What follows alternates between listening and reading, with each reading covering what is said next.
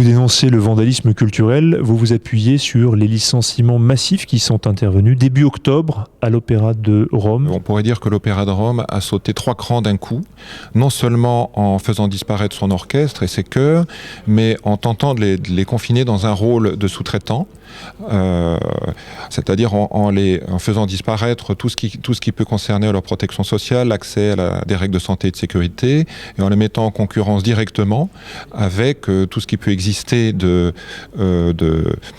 travailleurs indépendants en provenance notamment des pays où le statut du musicien est moins bien considéré. En Bulgarie, il y a pratiquement les 2/3 des orchestres qui disparaissent, c'est-à-dire que tous les musiciens de haut niveau d'ailleurs, qui sont issus des formations bulgares, n'ont plus d'avenir dans leur pays, donc ils vont tout naturellement être sur le même créneau que des artistes qui seraient licenciés et qu'on obligerait à exercer leur art sous la forme d'auto-entrepreneurs ou d'artistes indépendants. Comment ça se traduit dans les orchestres et les opéras? Quels sont les exemples les plus frappants de cette austérité qui s'applique à la musique et à l'opéra?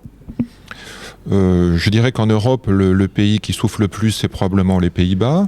Mais en Espagne, où on avait assisté à une éclosion extraordinaire des orchestres depuis les années 80, où je crois qu'il s'est créé pratiquement... La très grande majorité des orchestres espagnols datent de cette époque.